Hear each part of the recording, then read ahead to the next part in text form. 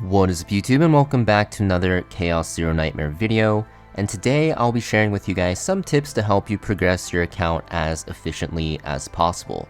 Now shout out to the devs of this game for sponsoring this video officially. If you guys are new to the channel or new to the game, Chaos Zero Nightmare is a new kind of gacha RPG with endless choices and deck building strategy with gorgeous 2D illustrations and voice acting. I definitely recommend trying out the game as it is a one-of-a-kind experience that everyone should definitely try, so check out the game with my link down below. Now, in terms of account progression, I am currently level 53. I have been quote-unquote max refreshing, so I will be telling you guys what I recommend when progressing, so you guys can actually not make the mistakes I did when leveling up my account and have a good start to the game.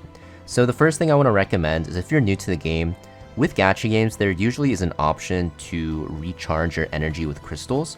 What I recommend is doing 2 refreshes a day.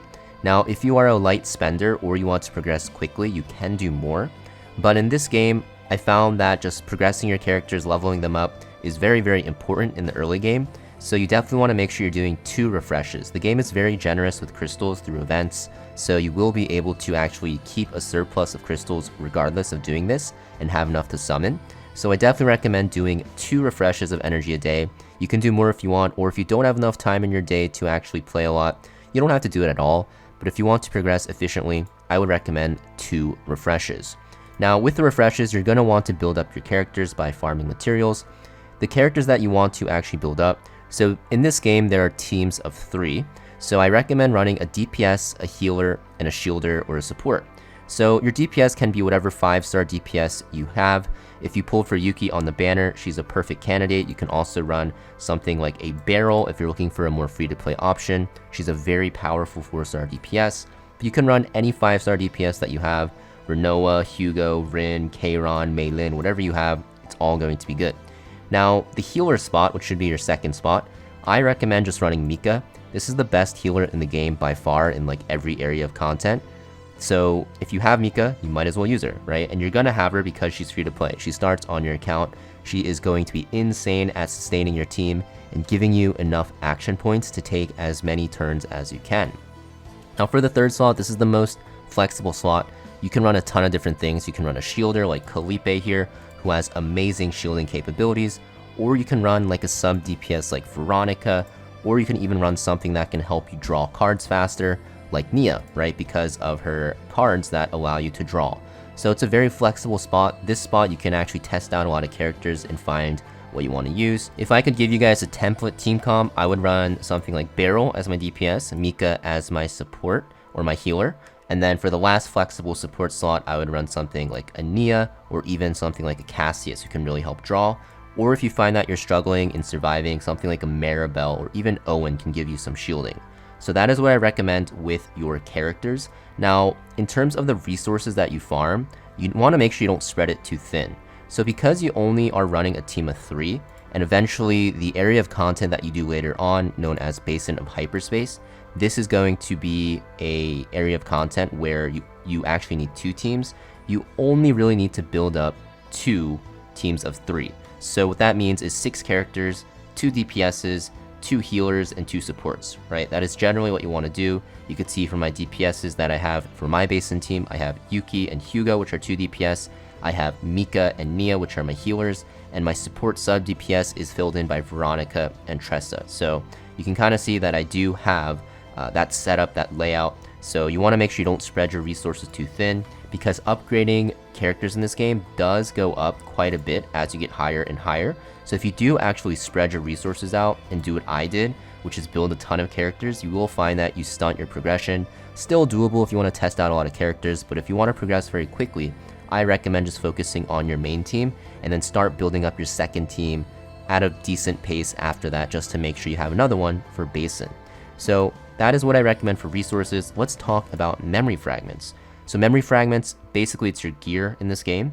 What I recommend is just making sure that you have your sets activated. You want to focus mainly on just making sure that you have 6 pieces all on a set. So what I mean by that is you can run 2-2-2, you can run something like a 4-2 setup, and you want to make sure it makes sense, right? For your DPS, you want the attack percent, you want either the element set that actually boosts your damage, or you can run something like a 2-2-2 setup like I have, which works for certain characters.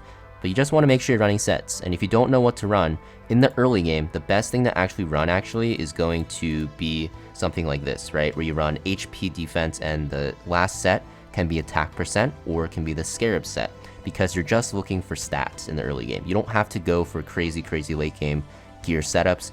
You can just go for the stats, and what I did in the early game is run HP percent, defense percent, and attack percent on all of my characters, and it worked out very well.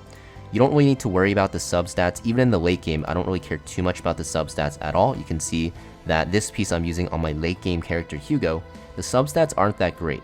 You just want to focus on decent main stats, so tanky stats for your supports, and for your DPSs, like crit chance is pretty good, element damage is pretty good, attack percent is pretty good, or in a pinch you can even run HP or health or even defense percent on your damage dealing characters, and it's still fine because you're getting a ton of stats, right?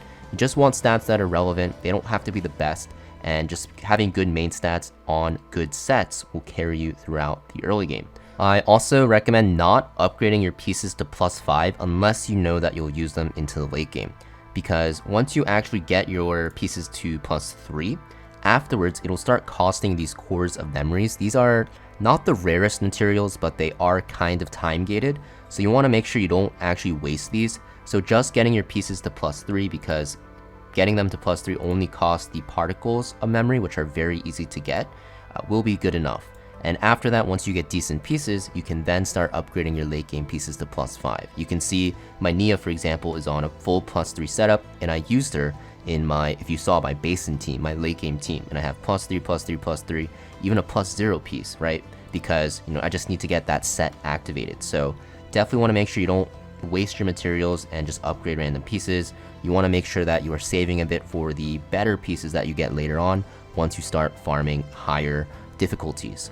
Now, a big part about this game is save data, which is why it's such a big appeal to a lot of players, because you can build your decks for your characters.